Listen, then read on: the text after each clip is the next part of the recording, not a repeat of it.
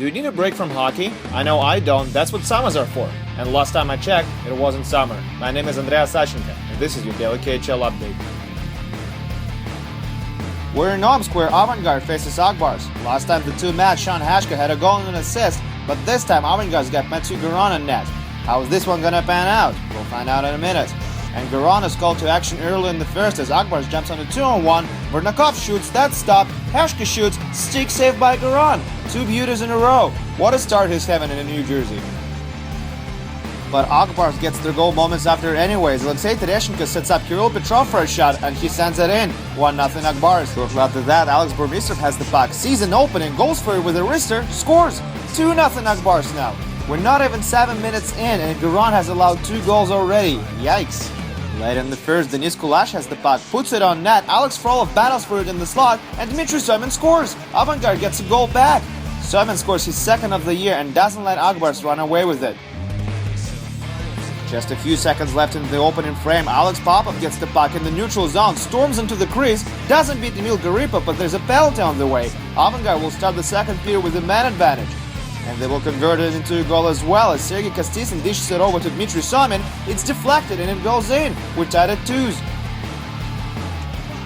Late in the third now, Alex Berezhogin has the puck. There goes the wrist shot and he scores. At least he thinks he does, but no dice there for Berezhogin as the puck hits the post actually and goes back into the play. Unlucky.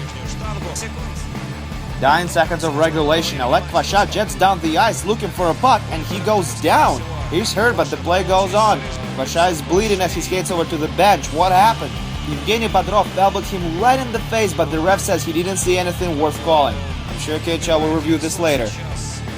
Overtime now. Bodrov passes to Yanni Kula. No room for a shot there. He feeds Yana passing it in front and he puts it in. It's over. Akbars wins it in overtime.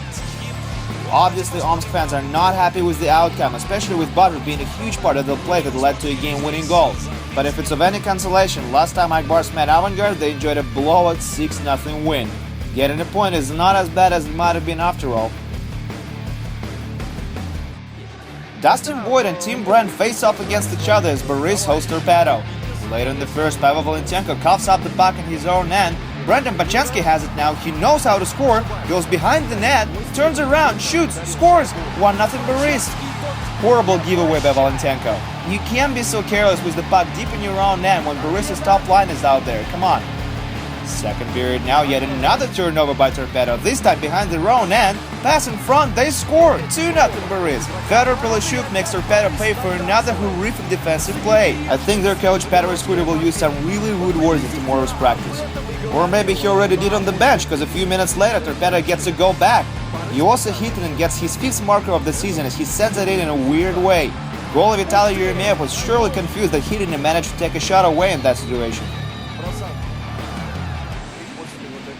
Third period now, Nick Antropov battles along the boards, wins the battle, sends it to the slot, the puck finds its way to Artemi Lakiza and he fires it home. 3-1 Boris. What a cannonade that was. Boom-mazing. Lakiza was his second of the year. But just like they did in the second period, Torpedo strikes back in a hurry as Jarko Iminen scores his 6th of the year on a power play. That makes it a 1-goal game again. Do they have what it takes to tie it up? Late in regulation, Dustin Boyd has the puck, shoots and scores. 4-2 Boris. Wait a second. Is that a second puck over there? How did that happen? Well, that's confusing. This goal is obviously not going to count. But if you are a personal Dustin Boyd's fan, don't worry. He still gets his goal. He blocks Imenen's shot with just over a minute left in the third. He storms down the ice and puts it in a wide open net. 4-2 Boris, and that is going to be your final on this one. Torpedo played a very even game with Boris, but 2 horrific mistakes led to 2 goals by Boris, and they proved to be crucial. Boris is second in the East and only 1 point behind Akbars. It's snowing already in Khanty-Mansiysk as reigning champs Dynamo Moscow visit Yugra. Should be a good one. We pick it up within just a few seconds left in the first. Andrei Sheffer has the puck. He puts on some nice moves, still has it, goes behind the net, wraparound, scores! What a goal by Andrei Sheffer! 1-0 Yugra. This might be the prettiest goal Sheffer has ever scored. He had a great season with the Halifax Moosehead back in his junior days, and he was drafted by the Kings in the second round.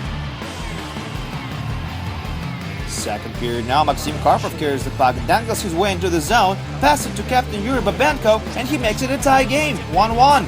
Karpov has been phenomenal lately. His production hit a new level, and he plays on Dynamo's fourth line. A little later, Nikita Gusev goes for a deke, loses the puck. Maxim Solovyov eyes Alexei Sapin on the far blue line, breakaway, and he puts Dynamo up by 1. It's 2-1 now. Sapin was his third of the year, and what a pass he took before roofing it, eh? Third period now, Yugur with the man advantage. Cross-eyes feed to Anton Krisanov, robbed by Alexei Romenko. Are you kidding me? How did he ever stop that? Krisanov didn't go for a one-timer. He waited for it instead and gave Romenko a highlight reel save. A little later, Dynamo has a man advantage. Kirill Knyazov is about to get out of the sin bin though, and he does just in time to get a minus. Maxim Karpov gets his second point of the night as he sets up Konstantin Glazachov for an open net shot, and he makes it 3-1 Dynamo Moscow.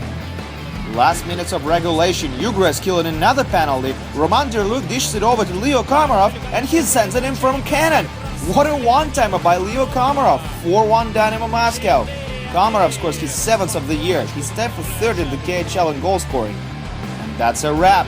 Reigning champs take down Yugur as they take 3 points on the road and look really strong at that too. Avtomobilist hosted Vitis tonight and earned 2 points as they got a win in the shootout. Fedor Melikhin scored for Avtomobilist and Sergei Topol put on in for Vitis. Anthony Stewart scored the only goal in the shootout. Stewart joined Avtomobilist just a few days ago and he made a difference in this one. And that's it for your daily KHL update. It was a rather light day and tomorrow is going to be even lighter. Just one game to cover this Tuesday. Slovan will go head-to-head with Lev. It's all caps rivalry though. Make sure you tune in for this one. My name is Andreas Sachenko. See you tomorrow.